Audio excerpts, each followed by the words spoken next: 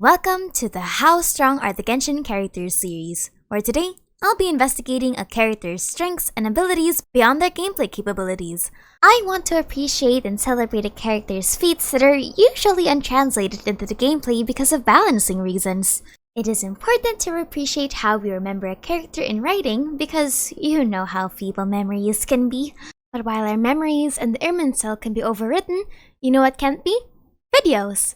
So if you've ever wanted to share your ideas, videos, or just memes online, then I've got just the thing for you. If you're looking for a program to cover everything you need for video making, then I present you DemoCreator.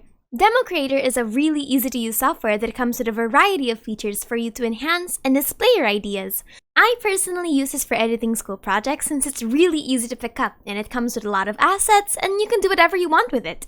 Video presentations are super easy to make and they come with a variety of backgrounds, virtual avatars, texts, transitions, and even arrows. See? Told you vaporwave was a thing. DemoCreator comes with a built-in screen recorder, a virtual presenter, a recording scheduler, and my personal favorite, a video editor. This fella comes with a lot of templates for captions and texts, and also fillers, effects, sounds, and other elements you need to make a great video. But if you're like me that just likes messing around, they also have a voice changer. The SFX store also comes with plenty of resource packs for you to mess around with. My personal favorites are the Pixel Gaming Sticker Pack and the cute loading stickers, but you can use all sorts of gaming effect packs to stylize your stream and videos. Also, a really neat feature that they have are virtual humans.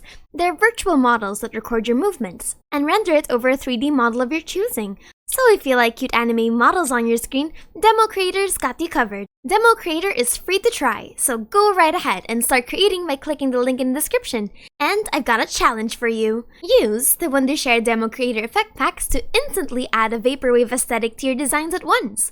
Create designs with vaporwave elements, then share on social media with the hashtag #CreateWithWondershare and tag at Wondershare so you will have a chance to get $200 creative fund and become a Wondershare ambassador. So download DemoCreator today and thank you to Wondershare DemoCreator for sponsoring this video. Alright, let's begin. The purpose of this series isn't to compare the characters with others, but rather just list down notable abilities that we've seen them perform in canon. Considering that the Traveler goes through a really big power down during the lore, I should separate the Traveler's powers Pre-Teyvat and Post-Teyvat. Additionally, when I say strength, I'll be considering not only power, but other notable abilities like intelligence, wealth, charisma, and other things. While I will go for conventional power, I will also go for more mental aspects of a character's strengths. And with that, let's begin. Prior to their concealment, we know that the Traveler is a being of the stars. According to the lore, they have been around since the birth and death of celestial bodies, and their connections to the sky are consistent throughout the story. Both they and the lore suggest that they're shooting stars, and they've been referred to as the Eternal Travelers over the course of the game. Pre-concealment, the Traveler is able to achieve extraplanar and interstellar travel as they've allegedly been to countless of worlds, or as Zhongli says, across the Celestial Atlas. The Traveler is a warrior, first and foremost, and their skills with the blade has been seen even before their time adventuring in Teyvat.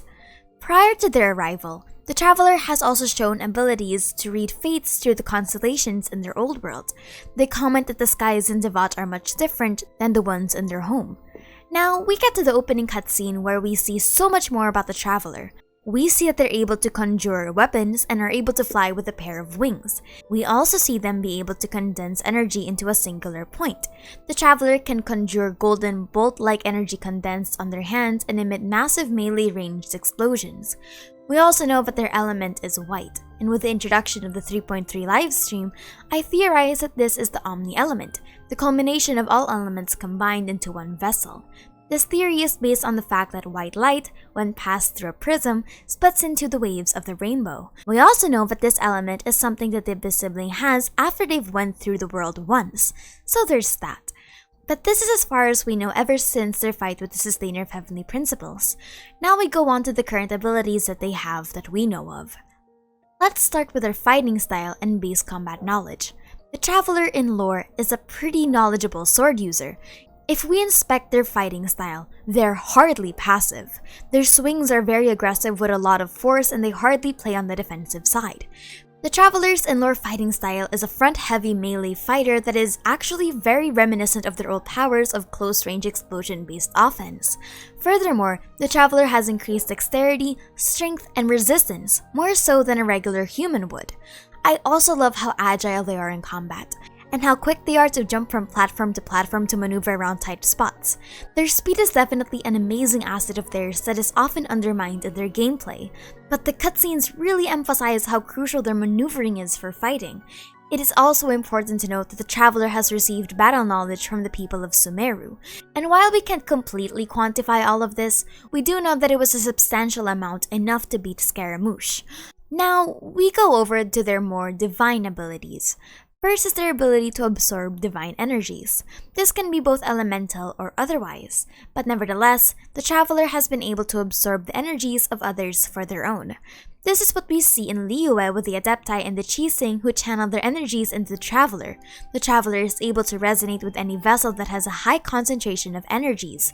We know that the Traveler has an innate sensitivity to anything divine or non-human in Teyvat. We also know that they're able to amplify their attacks both in size and power when they release a certain amount of energy, such as enhancing the size of their sword. This is actually one of the strongest feats of the Traveler, the ability to siphon energy from an existing source like a sponge. No other being in Teyvat has been able to do this without either needing a vision or already being an elemental creature in and of themselves. The lack of this limitation and the magnitude of which the Traveler can siphon are what makes the Traveler very special. The Traveler is also able to control 4 out of 7 elements, as well as simultaneously control them as far as we are aware. Besides imbuing their attacks with the specific elements, we know that each allow for the creation of an element-specific boon.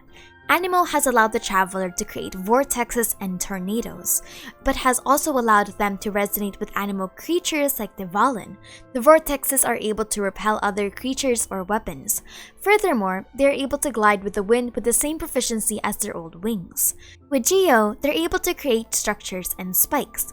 These structures are able to barricade or crush entities under their weight, or shoot up from a flat surface towards a creature.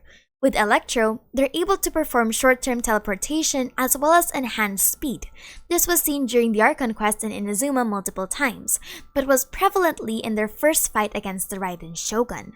With Dendro, they're able to resonate with the dreams and mental states of other entities with the help of Nahida. However, even without Nahida's help, we know that the Traveler is more sensitive to consciousness-hopping entities. They have a much tougher resilience though to mental manipulation as opposed to regular humans. Additionally, the Traveler has elemental sight that, while not completely rare in Teyvat, is still a useful perception tool that boosts their overall ability to scout and search for enemies. I also want to cover the fact that the Traveler is privy to certain powers given their history as an otherworldly being. The Traveler has the ability to purify abyssal energies and potentially reduce the effects of karmic or corrupting forces on a person. Xiao explains that the mere presence of the Traveler has been adversely reducing the pain of his karma, while the Traveler has purified the tears from the Valen during the Mondstadt Archon quest.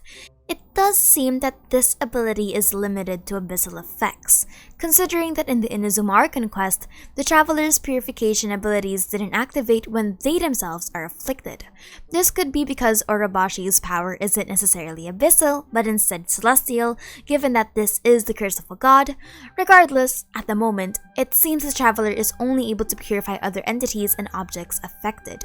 The Traveler is also able to surpass Teyvat's limitations, such as memories being connected to the Irminsul, and powers being limited to visions.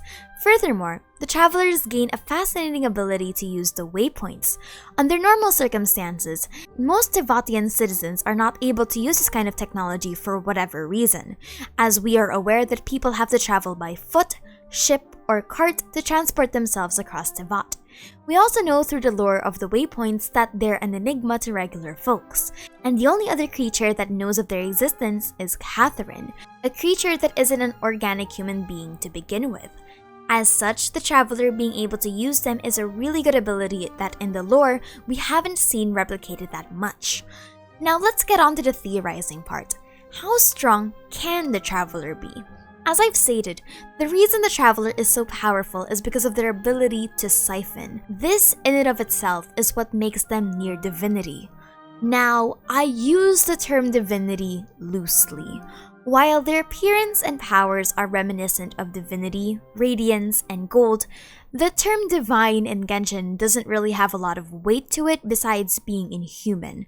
I say this because the current gods we know now aren't necessarily gods in the sense of omnipotence and omniscience, but instead of authority. The gods, Barbados and Morax for example, are elemental entities that are able to concentrate highly on Animo and Geo, but it doesn't mean that the element is completely theirs for the taking. Prior to their status as the Archons, they're already elemental creatures, which means that their status as Archons is not tied to their abilities to control the elements. The elements are instead a force outside of the gods, a much bigger constant in nature that are used but not owned. The Traveler operates in that same way, but to a smaller extent. The Traveler is less of human and more of an elemental creature that serves as a catalyst. They're an elemental sponge that can absorb energy from an external place and concentrate it into their powers, a feat that is absolutely powerful if mastered properly. Their true strength lies in how limitless their ability to siphon appears to be. In Inazuma, it was an entire statue of several visions all concentrated into the Traveler. In Liyue, it was both the power of the gods and humans used to plunge the entirety of the Jade Chamber. In regular play, it's the statues of the Seven using the Traveler as a vessel for its blessings. Then we move on to the Abyss Sibling, which is the most fascinating of them all. The Abyss Sibling showed the ability to control abyssal energy, which was the blast that was directed at Dane. The reason this is important is because abyssal energy has been known to be horrendously corrupting and antithetical to elemental and celestial magic. The fact that it's even possible for the Traveler to control it while retaining their humanoid form is amazing. We know that Tartaglia, who used it for his foul legacy, underwent an immediate lethargy and transformation. I also want to discuss the Traveler's potential completion and power, and what that would actually entail. If the Traveler gains their old powers back, that could spell several important feats: further enhanced speed, access to flight, and most likely, larger elemental abilities amplified by the Traveler's previous powers prior to Teyvat. Consider this. The Traveler prior to Teyvat was already pretty powerful. While they weren't able to defeat the Sustainer, it's possible that in the future, their ability to control the elements becomes amplified by their previous powers to the point that they'll be able to dish out the same magnitude as the 7 demon gods. Now, what about the other elements in Teyvat? This is going to be a difficult question to answer, but let's start with the last 3 of the 7. Hydra would most likely give the Traveler access to healing, malleable and shapeable water constructs, or even just proficiency in underwater combat. Pyro would be an easier upgrade, where damage and explosions similar to what we saw in the opening cutscene become more prevalent. And last is Cryo. I can see Cryo being somewhat similar to Geo, in which the Traveler creates solid structures with them on top of the ability to freeze and dish cryo attacks out. Now, what about other elements outside of the 7? Chronology, spatial control, abyssal energy control, celestial energy? While there is no confirmation that the Traveler can control any of these, we do see multiple times that gold is used to reference celestial energy, or at least radiant energy to the bare minimum. But that's it for me today. Feel free to write down in the comments for any that I've missed. I just really love the Traveler so much, and I'm so excited to continue this series on how strong are the Genshin characters. The Traveler's fighting style and cutscenes is what's always shown, and I've grown to love their fighting style so much. But yes, anyway, thank you to Wondershare DemoCreator for sponsoring this video, and my name is Aster, and thank you for chilling with me.